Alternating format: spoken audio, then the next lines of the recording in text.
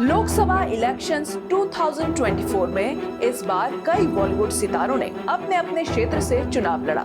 कंगना रनौत से लेकर अरुण गोविल तक, हेमा मालिनी से लेकर रवि किशन तक चुनावी मैदान में कई सितारों का डंका बजता दिखा। कई सितारों ने जहां पहले ही बार में जनता का भरोसा हासिल कर लिया, वहीं कुछ को हार का सामना करना पड़ा। Hello friends, this is me Gargi और आप देख रहे हैं श्रेष्ठ भारत। लोकसभा चुनाव के नतीजे मंगलवार को मतगणना के बाद घोषित कर दिए गए। सभी की निगाहें इस बात पर टिकी रही कि कौन जीता, कौन हारा।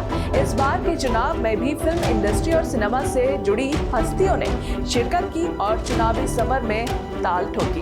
तकरीबन 11 ऐसे सितारे हैं जिन्होंने इस बार लोकसभा चुनाव में बढ़ चढ़कर हिस्सा लिया।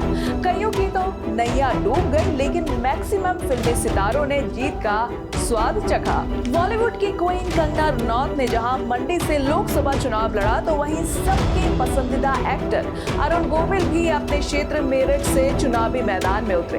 इसके अलावा हेमा मालिनी से लेकर रवि किशन और निर्वाल जैसे सितारों ने भी लोकसभा चुनाव 2024 लड़ा। कंगना रनौत ने जब राजनीति में कदम रखा तो लोगों को लगा कि क्या कंगना का डंका फिल्मों की तरह यहाँ भी बजेगा, लेकिन बीजेपी ने उन पर भरोसा जताया और हिमाचल के मंडी से उन्हें मैदान में उतारा। कंगना रनौत को उनके होम टाउन मंडी से न सिर्फ लोगों का साथ मिला, बल्कि भर भर कर वोट्स भी मिले और उन्होंने कांग्रेस के विक्रमादित्य सिंह को हराकर जीत हासिल की। की तरह रामानंद सागर की रामायण में राम बनकर फैंस का दिल जीत चुके अरुण गोविल की भी राजनीति में ये शुरुआत थी। बीजेपी के टिकट पर वो मेरठ से लोकसभा चुनाव लड़े। सुबह भले ही वो रेस में पीछे थे, लेकिन शाम होते होते अरुण गोविल 10,000 से ज्यादा वोट से आगे हो गए। अरुण ने 5,46,469 वोटों से जीत हासिल की। उन्होंने समाजवादी पार्टी के नेता सुनीता वर्मा को 10,585 वोटों से हराया। भोजपुरी सिनेमा के चहेते सितारे दिनेश लाल यादव उर्फ निरहुआ भी अभिनय की दुनिया में शहंशाह है। फिल्मों में काम करने के बाद अभी कुछ साल पहले ही वो राजनीति में उतरे थे। उन्होंने उत्तर प्रदेश के आजमगढ़ से बीजेपी की टिकट पर लोकसभा चुनाव 2024 लड़ा। हालांकि इस बार उन्हें निराशा हाथ लगी। समाजवादी पार्टी के नेता धर्मेंद्र यादव से वो वोट पाने में पीछे रह गए। रवि किशन एक ऐसा नाम जिन्होंने भोजपुरी से लेकर हिंदी सिनेमा तक दर्शकों के दिलों पर हर रोल में राज किया। फिल्मों की तरह राजनीति में भी उनका बड़ा नाम है। वो गोरखपुर से लोकसभा चुनाव के मैदान में उतरे और जीत हासिल की। रवि किशन ने समाजवादी पार्टी से प्रत्याशी काजल निषाद को 1,03,526 वोटों से मात दी। उनके राजनीतिक करियर के साथ उनकी फिल्म और उनकी वेब सीरीज भी खूब धमाल मचा रही है। हाल ही में वो फिल्म लापता लेडीज और मामला लीगल है में दिखाई दिए थे। मथुरा लोकसभा सीट से 2 बार जीतकर संसद पहुंची हेमा मालिनी को एक बार फिर से सफलता मिली है। हेमा मालिनी ने 5,10,064 वोटों से लोकसभा चुनाव 2024 में जीत हासिल की। उन्होंने कांग्रेस के मुकेश धनगर को मात दी है। आपको बता दें, चुनावी रिजल्ट आने से पहले उन्होंने मथुरा के एक मंदिर में भगवान के दर्शन भी किए थे। उत्तर पूर्वी दिल्ली की सीट दिल्ली की सबसे हॉट सीट मानी जाती है और इस बार मुकाबला यहां पर कड़ा रहा। बीजेपी ने तीसरी बार मनोज तिवारी पर भरोसा जताया था, जिस पर वो खरे उतरे हैं। वहीं गठबंधन के तहत कांग्रेस के हिस्से में आई इस सीट पर कन्हैया कुमार को उतारा गया।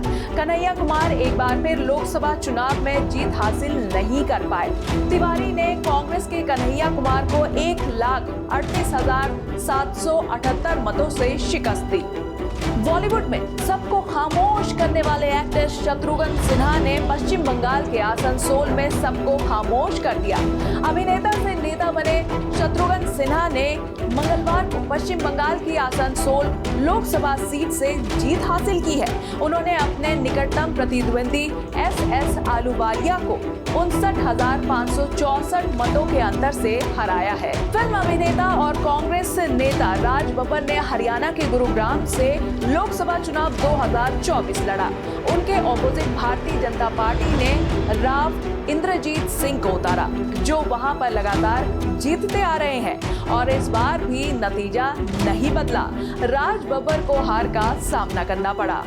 जनसेना पार्टी के संस्थापक और सुपरस्टार पवन कल्याण ने आंध्र प्रदेश की पीठापुरम विधानसभा सीट से वाईएसआरसीपी के वांगा गीता विश्वनाथम को हराकर अपनी पहली चुनावी जीत हासिल की। उनकी जीत से पूरे आंध्र प्रदेश में जश्न का माहौल है। जीत के बाद से ही पवन कल्याण सोशल मीडिया पर ट्रेंड कर रहे हैं और लोग उन्हें बधाइयां दे रहे हैं। चिरंजीवी से लेकर राम गोपाल वर्मा और नागा चैतन्य तक हर कोई उन्हें बधाई दे रहा है। पुष्पा स्टार अल्लू अर्जुन ने भी पवन कल्याण की जीत पर खुशी जाहिर की है। लोकसभा चुनाव में बीजेपी के लिए केरल का राजनीतिक सूखा खत्म हो गया है। अभिनेता से नेता बने सुरेश गोपी ने त्रिशूर सीट से 74,686 मतों के अंतर से जीत दर्ज की है।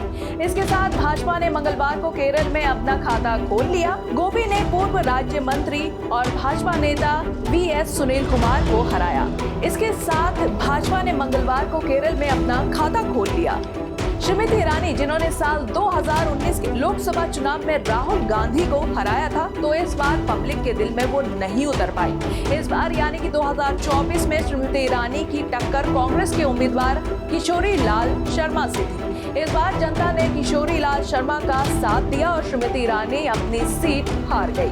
आपको जानकर हैरानी होगी कि श्रीमती 1,67,196 वोटों से किशोरी लाल शर्मा से हार गई। इसके बाद तो अमेठी में उनके कार्यकर्ताओं के बीच मातम का माहौल बन गया। हार के बाद जहां श्रीमती ईरानी अपने लोगों से मिलने पहुंची तो उनके कई कार्यकर्ता फूट फूट कर रोने लगे।